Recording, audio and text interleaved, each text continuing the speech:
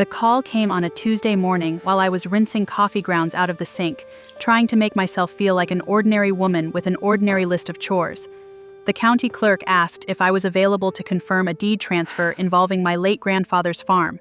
My name is Cora Whitlock, and that was the moment I learned somebody had tried to steal our family farm using the one object my grandfather had trusted for decades, his old signature stamp. At first, I thought she had the wrong number. My grandfather, Augustin Whitlock, had been dead for 3 weeks, and his will had been clear enough that all 4 of his granddaughters had sat in his attorney's office and read it with him before his illness got too bad. The farm was supposed to pass equally to us. Nobody had objected then. Nobody had stormed out. Nobody had even raised their voice.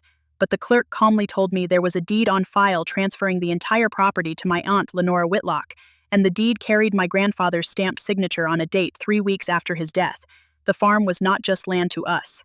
It was 87 acres of fields, a weathered white farmhouse, 2 barns that smelled like hay and machine oil, a pond where we had learned to skip stones, and a row of walnut trees my grandmother had planted before any of us granddaughters were born.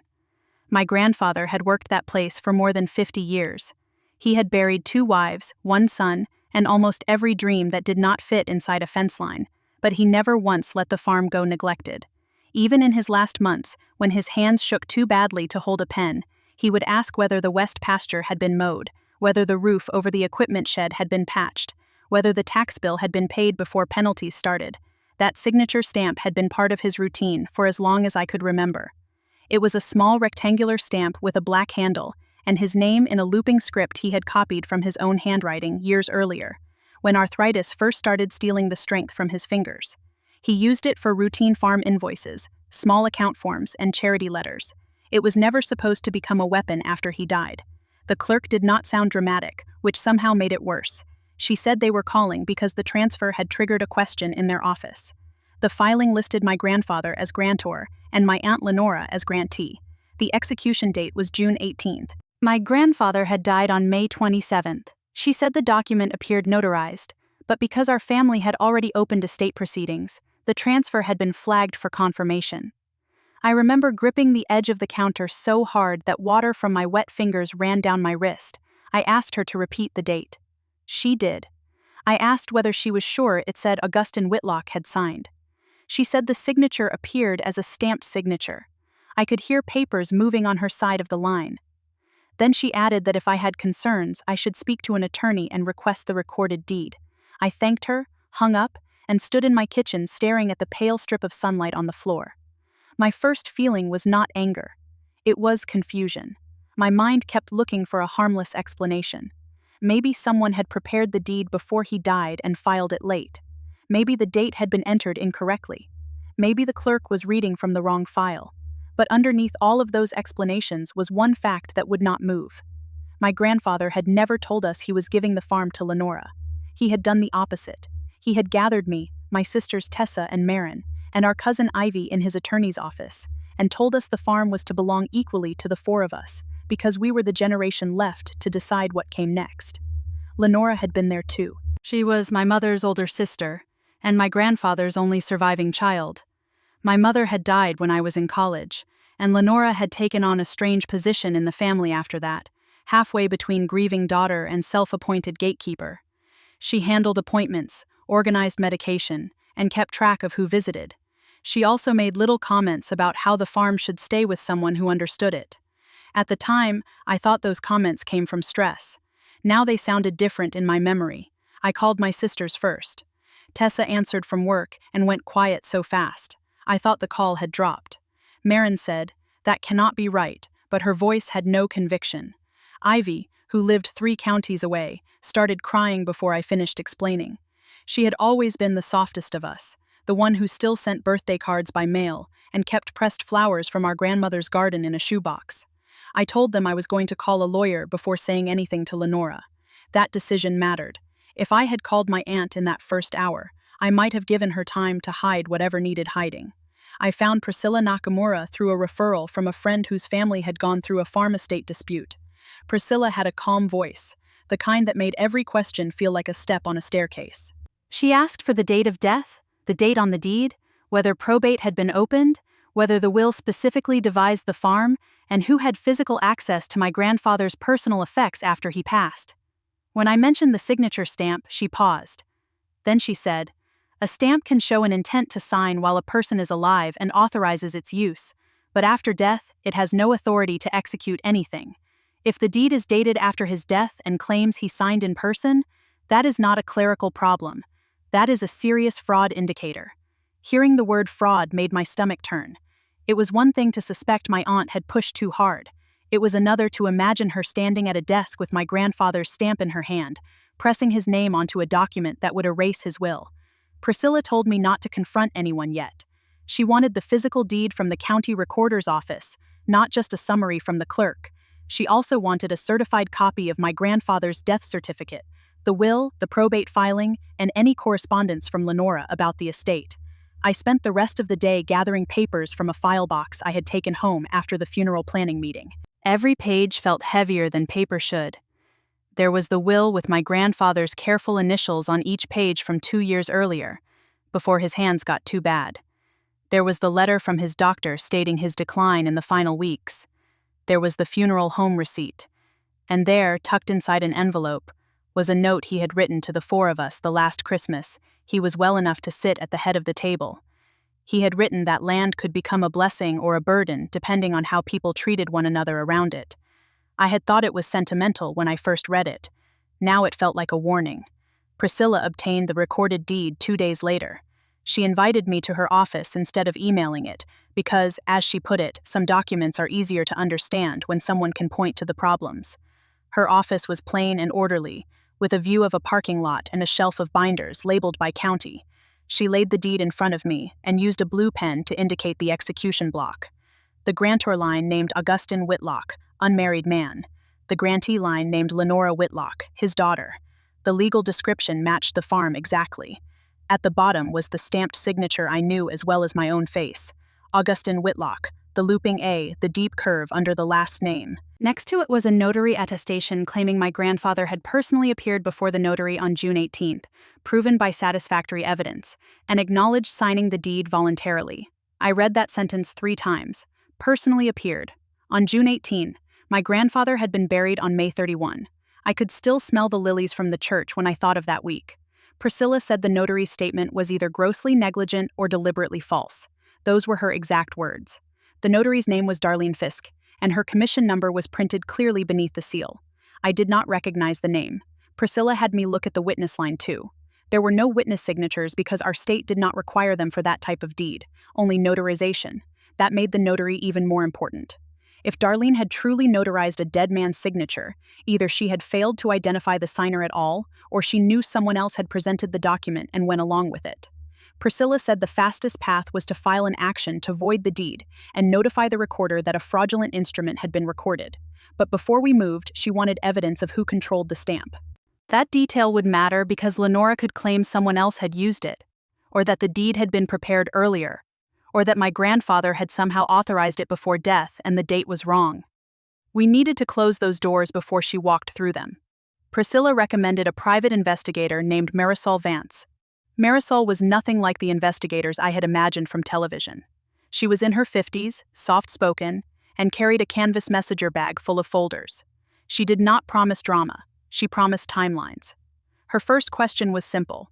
Where was the stamp after your grandfather died? The answer, unfortunately, was Lenora's house. When my grandfather moved into hospice care, Lenora had taken several boxes of his personal effects from the farmhouse for safekeeping. Checkbooks, old tax papers, insurance documents, the stamp, his address book, a small lockbox, and the keys to the tractor shed all went to her place. She said it made sense because she lived closest. We believed her. After he died, the boxes stayed there because the estate had not been formally inventoried yet. None of us granddaughters had wanted to seem greedy by asking to sort through his things before the memorial gathering. That politeness gave Lenora the exact privacy she needed. Marisol interviewed us one at a time. She asked when we last saw the stamp, whether anyone besides Lenora had access to her home office, whether my grandfather had ever discussed changing the will, and whether Lenora had made comments about inheritance. I told her about the small remarks. Lenora saying it was a shame to chop up a working farm on paper. Lenora saying weekend visitors did not understand land. Lenora saying my grandfather had always wanted the farm kept under one hand, though she never said he had changed his will. Marisol wrote everything down without reacting. Then she visited the farmhouse, the county recorder, and eventually the notary's listed office address. During those days, my family moved through a strange double life. We were preparing a memorial gathering for my grandfather at the farm, while privately investigating whether his own daughter had forged his name. The memorial had been delayed because relatives were traveling, and Lenora had insisted we hold it under the walnut trees in late June, when the weather was warmer. I remember standing in the farmhouse kitchen arranging trays of sandwiches while my sisters whispered in the mudroom about affidavits and certified copies. Lenora moved through the rooms like the hostess of an estate she already owned. She wore a navy dress and my grandmother's pearl earrings, which made my chest tighten because I had never seen my grandmother offer those earrings to anyone but my mother. Lenora hugged guests, accepted condolences, and told people Daddy loved this place more than anything. Every time she said Daddy, I had to look away. At one point, she came up beside me near the back porch and squeezed my hand. Cora, she said, your grandfather would be so grateful you girls are helping today. You girls. I was 36 years old, a project manager with a mortgage and a life of my own, but she said it in that old dismissive way, as if we were children visiting her property for lemonade. I wanted to ask whether she had used the stamp herself or watched someone else do it. Instead, I said, we all want to honor what he wanted. Her fingers tightened for half a second. Then she smiled and said, of course. I slept badly that night. I kept seeing the stamped signature on the deed, flat and black and lifeless. A real signature has pressure. It hesitates. It shows the body behind it.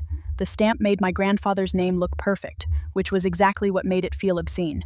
A few days later, Marisol called with her first findings. The notary, Darlene Fiske, had previously worked in the same building as a small bookkeeping service Lenora used for farm accounts. Darlene claimed she did not remember the specific notarization, which Marisol said was convenient but not uncommon. When asked about procedure, Darlene said clients sometimes brought documents already signed, and she notarized acknowledgments if she recognized the person presenting them or if the client assured her the signer had appeared earlier. Priscilla nearly laughed when I repeated that. She said that was not how acknowledgments worked. A notary cannot notarize an appearance that did not happen, and recognition of the person carrying the paper is not recognition of the person supposedly signing. Marisol also confirmed through a neighbor that Lenora had been seen carrying document folders into that bookkeeping office 2 days before the deed was recorded. That did not prove she used the stamp, but it put her in the right place with paperwork at the right time. The stronger evidence came from the stamp itself. Marisol asked Lenora directly, under the pretense of inventorying estate property, whether she still had my grandfather's office items. Lenora said yes, and allowed Marisol, who presented herself as assisting the attorney with inventory, to look at the boxes. The stamp was there, in a plastic tray with ink pads and paper clips. The black ink pad was newer than the others. My grandfather's old ink pad had been dry for months before he died. I remembered because he had complained about it and then forgotten to replace it. Marisol photographed the tray and later compared the ink tone on the deed copy to test impressions made from the stamp using that newer pad. She was careful not to overstate it. Ink comparison from copies was not a magic answer. But the stamp was physically in Lenora's possession, the fresh ink pad suggested recent use, and nobody else had access to those boxes during the relevant window. The timeline narrowed until it pointed in one direction. Priscilla prepared the filing to void the deed. Before she submitted it, she recommended giving Lenora one opportunity to respond, but only in a controlled setting, with me and at least one witness present. I asked if that was legally necessary. She said no, but sometimes an admission saved months of litigation. I agreed because part of me still needed to hear it from my aunt. Maybe that sounds naive. Evidence is evidence. But family betrayal has a way of leaving one last locked door inside you. You know what happened, yet some childish part waits for the person to say they could never have done it. We met at Priscilla's office on a Friday afternoon. My sister Tessa came with me. Lenora arrived 10 minutes late, wearing beige linen and carrying a leather purse big enough to hold a file folder. She looked annoyed, not nervous. Priscilla had told us to let her do most of the talking. She placed the deed copy on the table and said, "Lenora, this deed was recorded after your father's death. It uses his signature stamp and contains a notary acknowledgement stating he personally appeared on June 18th. He died on May 27th. We need to know how this document came to exist." Lenora looked at the paper and then at me. For a moment, her face went blank. Then she said, "I have no idea. Maybe Daddy signed it earlier and someone dated it wrong. Priscilla said, "The notary acknowledgement is dated June 18. Lenora shrugged. "Clerical mistakes happen." Tessa leaned forward, but I touched her arm under the table.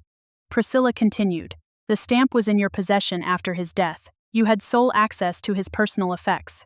You were seen taking documents to the office associated with the notary before the deed was recorded." Lenora's expression hardened. "Seen by whom?" she asked. That was the first crack. Not shock, not outrage, a demand to know who had seen her. Priscilla did not answer the question. She said, "The deed is void. The issue now is whether you cooperate in correcting the record or force the estate to proceed with a fraud filing and referral." Lenora laughed once sharply. "Fraud? You are calling me a criminal over land my father promised me my whole life?" The room went silent. My pulse started beating in my ears. I asked, "Did he promise you, or did you decide you deserved it?" Lenora turned on me.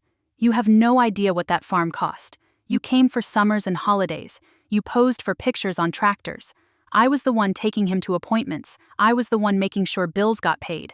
I was the one who stayed." I said, "His will left it to all four of us. You were there when he said it." Her mouth twisted. He was tired. He was being pressured by the idea of fairness. Fairness is what people ask for when they have not earned anything. Tessa said, "Aunt Lenora, did you stamp his name?" Lenora looked away. That was answer enough, but Priscilla waited. Finally, Lenora said, "I used the stamp because it reflected what should have happened. Daddy was my father. I was his only living child. Farms are not meant to be split among four women who will sell the second maintenance gets hard." I felt something inside me go very still. Four women, not heirs, not granddaughters. Four women, said like an accusation. I asked her whether Darlene knew my grandfather was dead.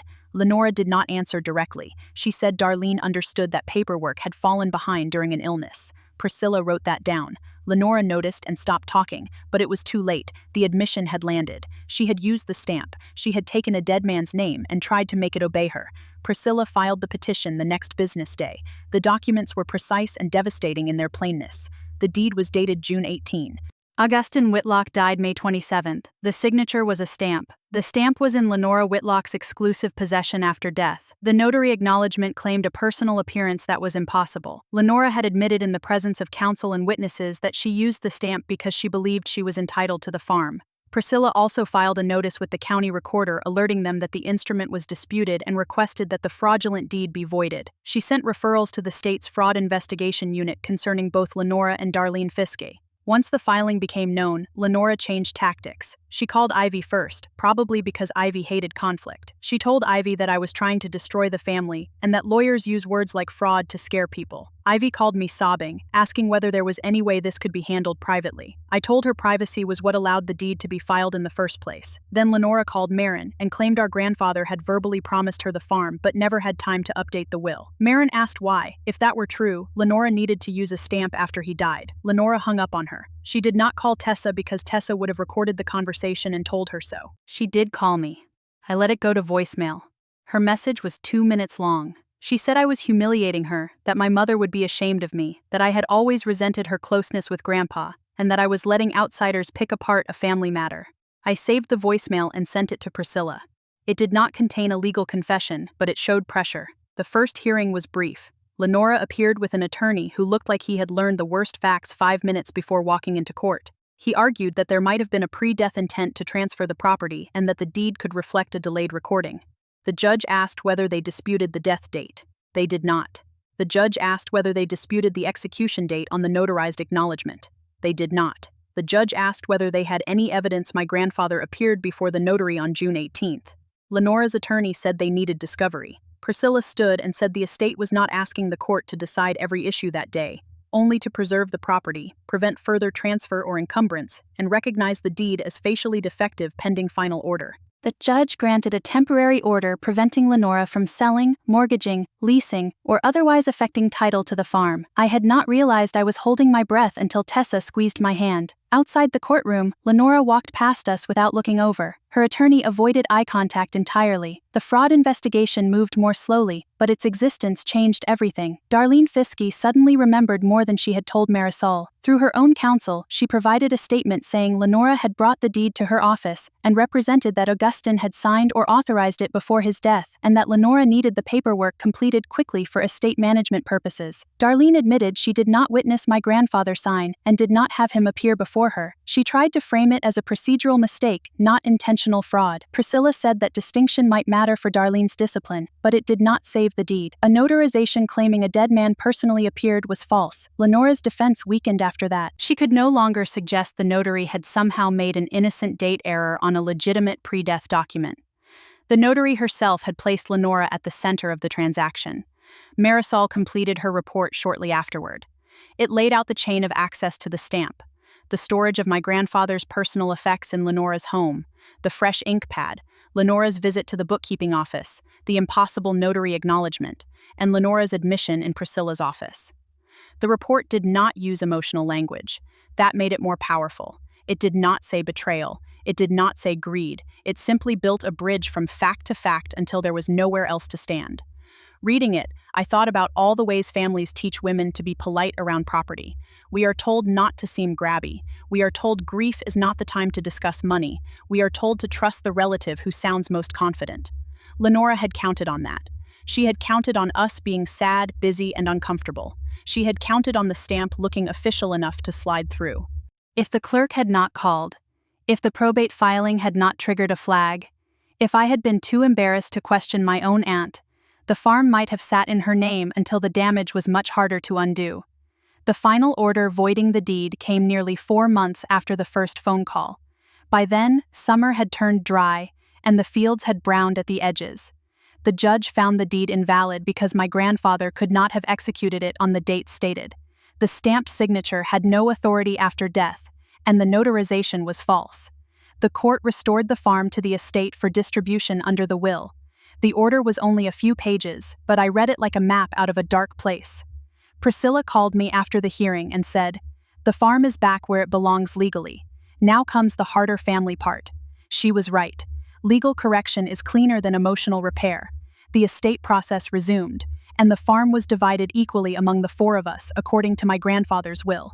We had to make practical decisions after that. None of us wanted to sell immediately just because Lenora had assumed we would. We formed a simple ownership agreement, leased the crop acreage to a neighboring farmer for a fair rate, set aside money for taxes and repairs, and agreed that any future sale would require all 4 of us to discuss it openly. Tessa handled insurance. Marin managed records. Ivy took on the farmhouse schedule because she wanted family to still be able to visit. I coordinated with the farm manager and Priscilla to make sure the title records stayed clean. It was not the romantic version of inheriting land. It was spreadsheets, signatures, roof estimates, and hard conversations. But it was honest. That mattered more than ease. Lenora did not attend the final estate meeting. Her attorney sent a statement saying she disagreed with the family's choices but would comply with the court's order. The fraud unit's process continued separately. Darlene's notary commission was suspended pending review, and Lenora faced investigation for recording a fraudulent instrument. I will not pretend the accountability felt like a movie ending. There was no dramatic apology, no Thanksgiving scene where everyone cried and healed. Lenora sent one letter months later, addressed to us collectively, saying she had acted from a place of hurt and fear that the farm would be lost. She did not say she was sorry for forging the deed. She did not say she was sorry for using her father's stamp. She did not say she was sorry for trying to erase his will. I put the letter in the estate file because it belonged to the record, not to my heart. Marisol told me something after her investigation closed that stayed with me. She said, "Signature stamps are convenient while a person is alive, but after death they become a very specific fraud risk because families often leave personal effects in the hands of whoever seems most responsible. The stamp looks harmless. It sits in a drawer next to paper clips and envelopes, but in the wrong hands it can make a dead person's name appear on a living document." After that, we changed how we handled everything. We inventoried every financial tool, every key, every account, every old checkbook. We documented who held what. It felt cold at first, almost disrespectful. Then I realized respect is not pretending danger does not exist. Respect is protecting the wishes someone clearly left behind. The first time I went back to the farm alone after the deed was voided, I found myself standing in my grandfather's office. It was a small room off the kitchen with a metal desk, a calendar still turned to May, and a window facing the equipment shed. The boxes had been returned from Lenora's house as part of the inventory. The stamp was in one of them, sealed in an evidence bag for a while and then released back to the estate after the court proceedings. I did not touch it at first. I just looked at it. Such a small thing to cause so much damage. Such a small thing to reveal what someone believed they could get away with. I thought I would hate the stamp, but I did not. My grandfather had used it because his hands hurt. It had helped him keep control of his affairs when his body was making that harder. Lenora was the one who turned it into a lie. We eventually placed it in a file box with the court order, the voided deed, and a copy of the will. Not as a keepsake. As a reminder, my relationship with Lenora has never recovered. I do not say that with satisfaction. She was my aunt. She was the woman who brought soup when my mother was sick, who taught me how to make pie crust, who knew which floorboard in the farmhouse hallway creaked loudest. People are rarely only one thing, and that is part of what makes betrayal so hard. If a stranger had forged the deed, I could have hated her cleanly. With Lenora, the anger had roots tangled through childhood memories. But I learned that history does not excuse harm. Caregiving does not purchase the right to override a will. Being the only surviving child did not give her permission to steal from 4 granddaughters. Grief did not authorize fraud. My grandfather's final choice was not complicated. He wanted the farm divided equally among us. He trusted us to figure out the future together. Lenora decided her disappointment mattered more than his decision. That is the part I cannot soften. The farm is still there. The walnut trees still shade the patch of grass where we held the memorial. The same memorial where Lenora shook my hand while knowing what she had done. The farmhouse still needs more repairs than any of us would like. The pond is lower in August than it used to be. The west pasture fence leans after every hard storm. It is not a perfect inheritance, it is work. But now, when I sign checks for repairs or approve lease paperwork with my sisters and cousin, I know we are doing the ordinary, unglamorous work my grandfather actually left us. We are not preserving a fantasy. We are preserving his choice. Sometimes people ask whether it was worth exposing Lenora when the process damaged the family so badly. My answer is that the damage happened when she stamped a dead man's name on a deed. The rest of us only brought the damage into the light where it could be stopped. If you were in my place, and the county clerk called about a deed your grandfather supposedly signed 3 weeks after his funeral, would you have confronted your aunt right away? Or would you have quietly gathered the proof first? I still wonder how many families lose property because they are too polite to question something that feels wrong. Share your thoughts, and if this story reminds you of someone dealing with an inheritance fight, send it to them. Thank you for listening to What Happened to My Family, and subscribe for more stories about wills, family betrayal, hidden documents, and the people who finally stand up for the truth. Take care, and I hope you never have to learn the hard way how much power can sit inside one little stamp.